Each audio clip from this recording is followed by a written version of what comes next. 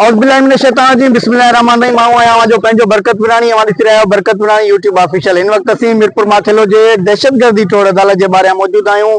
अज दहशतगर्दी टोड़ अदालत में पीपी अगवान शहरियार शहर हमले केस जी ॿुधणी रखियल हुई। इनमें अहम तरीन जी गाल है वह सामू आई है। SSP घोटकी जो है उन तरफा अदालत के हिकिड़ो लेटर लिखियो वियो है जैमें यो अदालत के बुधायो वियो है त गिरफ्तार जवाबदार जो इन वक्त घोटकी जे डिस्ट्रिक्ट जेल में कैद है उनके जान के खतरो है। सिक्योरिटी अलर्ट थ्रेट अलर्ट जो है वो SSP तरफा जारी किया हुआ है। इन अलावा इन केस में जो बेल ते जवाबदार है जमानत ते अहमद खान सीलरो उन के हवाले से पुण SSP घोटकी तरफा अदालत के लेटर लिखी आगाही दी वही है त बिन्हीं जवाबदारन के जैमें शकूर लाखो है अहमद खान सीलरो है उन्हनि जी जान के खतरो है।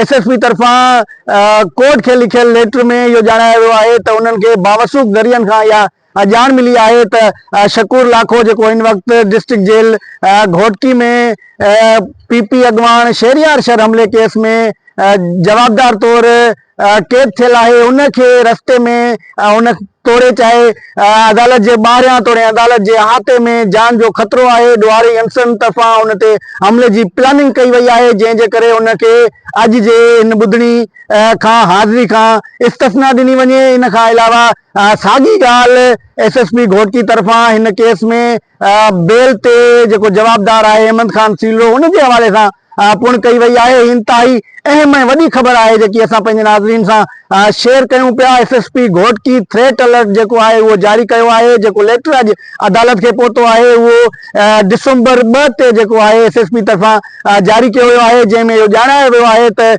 शकूर लाखो के जान जो खतरो है। शकूर लाखो जो इन वक्त पीपी अगवान शहरियार शहर हमले केस में जैमें उनजो हिकिड़ो साथी अहमद अली शर मारिजी वियो हो ऐं उन खां अलावा मुबैना धारेल जैसे 1 करोड़ रुपयो पुलिस के तरफा सरकार के तरफा इनाम मुकर्रर थियल है वो पुण इन हमले में मारिजी वियो हो। उन जे केस में घुरबल जवाबदार शकूर लाखो जैसे अज अदालत में पेश करणो हो पुलिस के तरफा उनके पेश ना किया वियो। उन के हवाले से अहम डेवलपमेंट सामू आई है। SSP घोटकी जो है उन तरफा हिकिड़ो लेटर जारी किया हुआ है जैमें यो जणायो वियो है त शकूर लाखो के ॾुआरी अंसरन तरफा जान खां मारण जो खतरो जो है वो मौजूद है। इन जे करे उनके इन हाज़िरी खां इस्तस्ना दी वने। मां के बुधाया त शकूर लाखो के अज इन लेटर खां पोइ पुलिस तरफा अदालत में पेश न किया वियो। उन जो वकील जो है वो अदालत में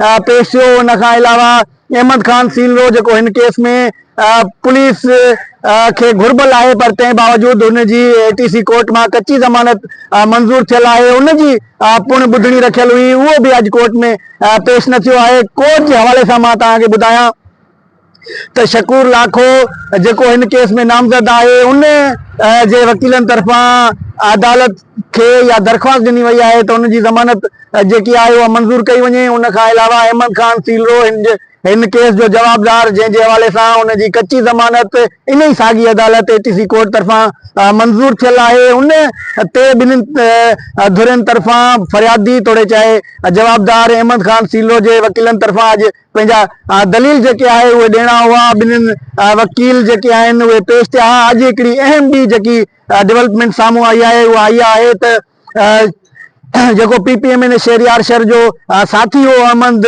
अली अहमद शहर उन जे वकील जो है वो फरियादन तरफा तब्दील किया है। अज उनमें जमशेर बोजदार जो सखर जो नाले वालो वकील है वो अज अदालत में पेश थियो हो पर ॿुधणी जी है वह ॿीहर 13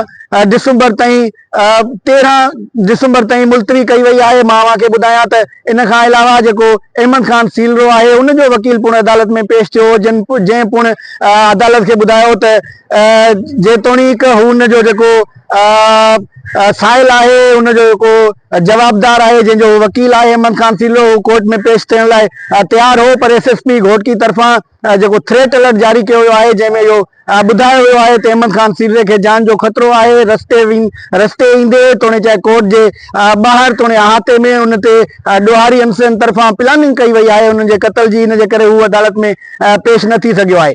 ॿिन्हिनि जेको जवाबदार आहिनि उन्हनि जे वकील तरफ़ां ॻाल्हि ॿोल कई वई कोर्ट जे ॿाहिरां, तोड़े चाहे फरियादी जो जेको वकील आहे उन जे तरफ़ां ॻाल्हि ॿोल कई वई, जेको असीं थोड़ी देर में पंहिंजे बरकत Virani YouTube official YouTube channel ते रखंदासीं। इन में जेको फरियादी धुर जो वकील आहे जमशेद बोज़दार, उन तरफ़ां मीडिया खे इहो ॿुधायो वियो हो त शकूर लाखो जे ख़िलाफ़ ठोस ऐं पुख्ता सबूत मौजूद आहिनि।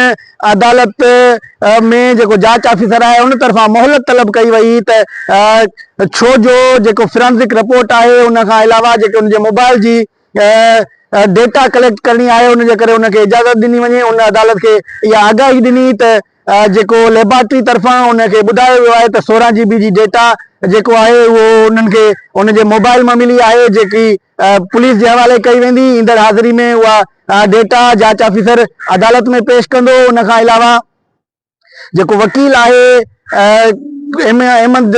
अली अहमद शर जो जेको मक़तूल जंहिंखे क़त्ल कयो वियो उन तरफ़ां अदालत जे ॿाहिरां मीडिया खे इहो ॿुधायो वियो त शकूर लाखो क़त्ल थियण वक़्तु जॾहिं उनजे मक़तूल अली मोहम्मद शर ते हमिलो थियो उन खां अधु कलाक पहिरीं ऐं अधु कलाक बाद ताईं उन्हनि ॾोहारियुनि सां जन अहमद अली शर खे क़त्ल कयो ऐं शहरियार शर मथां हमिलो कयो, उन्हनि सां मुसलसल राब्ते में रहियो आहे। उन जे करे उनजे ख़िलाफ़ पुख्ता सबूत आहिनि। जॾहिं त जेको ॿियो जवाबदार आहे अहमद खान सीलो उन जी ज़मानत बि रद्द कई वञे। हुन तरफ़ां ॿुधायो वियो मीडिया खे त हुन अदालत खे इहो इस्तदा कई आहे त जेको अहमद खान सीलो आहे उहो अदालत में पेश नथो थिए, मुख़्तलिफ़ हरबा इस्तेमाल करे रहियो आहे, जंहिंजे करे उनजी ज़मानत फौरी तौर ते जेको आहे उहा रद्द कई वञे।